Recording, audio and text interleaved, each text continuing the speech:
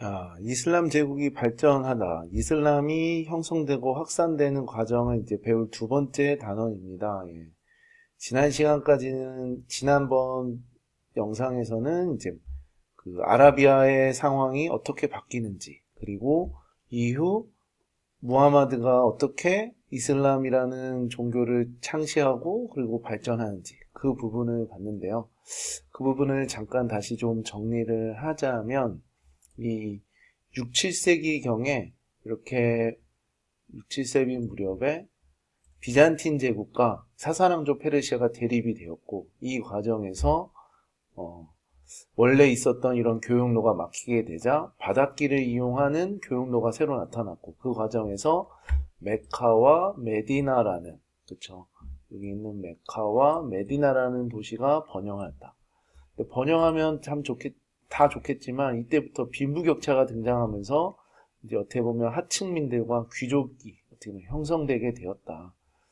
그 과정에서 이제 무함마드라는 사람이 7세기경 이슬람교를 성립을 했는데 우상 숭배를 금지하고 오직 유일신 알라만 숭배하라고 하였고 그 외의 모든 인간은 평등하다고 주장을 하니까 하층민에게 지진을 받았지만 이 당시 메카의 귀족들은 무하마드를 탄압을 했죠. 즉 이 메카에도 다른 종교가 많았는데 오직 알라신만 믿으러 가니까 얘 뭐야 하면서 결국 탄압을 했고 탄압을 따라서 메카에서 메디나로 근거지로 옮겼다 그랬죠.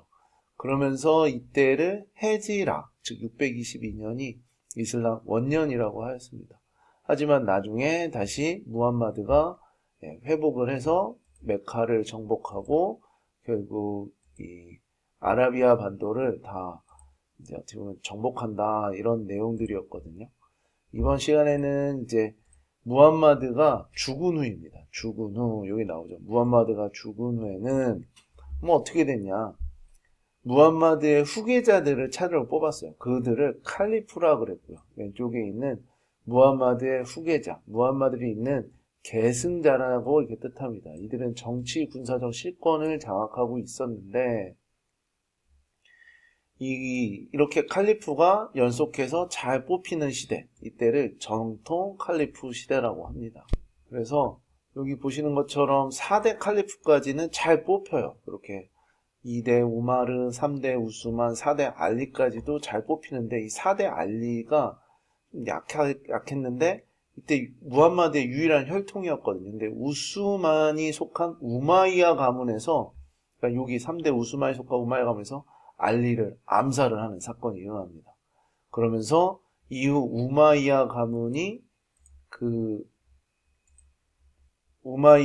여기 보면 4대 칼리프 알리프가 살해되면서 우마이야 가문이 칼리프를 세습하는 우마이야 왕조가 나타납니다. 이게 굉장히 큰 사건이었고 이 사건을 계기로 이슬람이 두 파로 나눠져요. 이게 바로 수니파와 시아파인데요.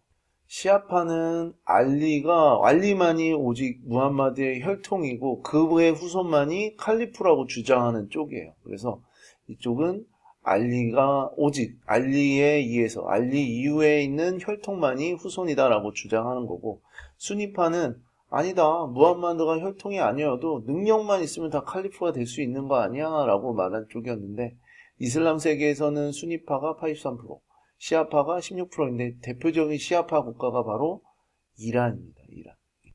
어쨌든 이러한 과정을 통해서 이슬람 사회가 수니파와 시아파로 갈라지게 되었다. 그 이후 이제 우마이야 왕조는 계속해서 이제 동쪽으로는 북인도, 그리고 중앙아시아까지도 쳐들어갔고 이베리아 반도까지 영토를 확대했습니다. 이베리아 반도가 어디냐면 여기 보시는 여기 오늘날 스페인 지역이거든요. 여기가 이베리아 반도인데 여기까지 쳐들어가서 유럽 사회가 아주 굉장히 공포스러운 상황이었고 그러면서 이제 우마이야 왕조가 확대가 됐는데 우마이야 왕조는 오직 아랍인만이 어떻게 보면 관리가 되고 아랍인만이 좋은 어떤 사회적 진출을 한다는 우대 정책을 펴게 되면서 비아랍인에게도 굉장히 불만의 소리가 컸습니다. 그래서 우마이야 왕조의 어떻게 보면 가장 약점은 이런 시아파들은 당연히 수니파였던 우마이야 왕조를 싫어했겠죠. 그리고 또 하나는 이런 비아랍인들의 불만이 커지면서 이런 불만 세력이 점점 커지고 하면서 결국 우마이야 왕조가 무너지게 되고 그 다음에 아바스 왕조가 세워집니다. 아바스 왕조는 우마이야 왕조와 당연히 차별점을 두는 거죠.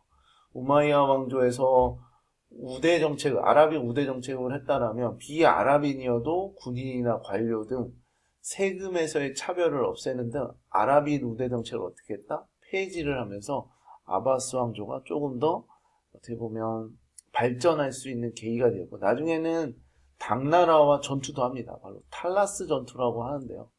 이 탈라스 전투는 당나라, 중국의 당나라와 전투, 즉 중아시아 패권을 두고 충돌을 했고 이 전투 과정에서 당나라에 그 포로 한 명 잡혔는데요. 그 포로가 종이 만드는 기술자였어요. 그래서 그 종이 만드는 기술이 나중에 서아시아에 전파됐고 또 서아시아를 거쳐서 나중에 유럽에까지 전파되는 계기가 되었다고 합니다. 어쨌든 이런 탈라스 전투에서 이 아바스 왕조가 승리하여 동서교역로도 장악하여 경제적 번영을 이뤘는데 특히 아바스 왕조의 대표적인 수도가 바로 바그다드입니다. 바그다드. 여기 보시는 바그다드. 그래서 당시 대표적인 국제 도시하면 콘스탄티노폴리스 우리 배웠죠. 그리고 바그다드. 그리고 나중에 당나라에서 배울 당나라의 장안이 있습니다. 이해되시나요? 자, 그 이후에 멸망한 우마이야 왕조의 일부 세력이 또 이베리아 반도로 갑니다. 그래서 코르도바를 수도로 해서 후 우마이야 왕조를 세우게 되고 이러한 문화적인 영향 때문에 오늘날 에스파냐, 즉 스페인은 이슬람 문화의 영향을 가장 많이 유럽 국가였다고 이렇게 얘기를 할 수 있습니다. 그리고 이 이후에 이슬람으로 개종한 어떤 튀르크족이 또 등장합니다. 새롭게 서아시아 쪽에. 그리고 그 중에서도 이제 셀주크 튀르크가 바그다드를 진격해서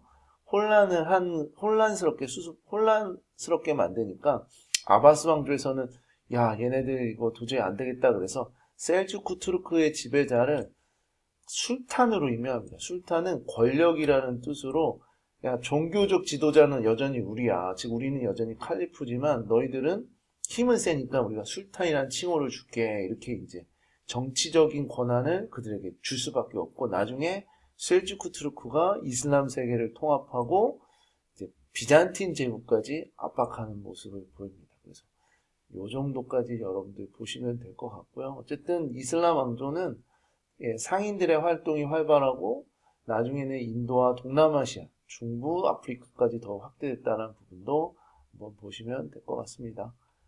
이상입니다.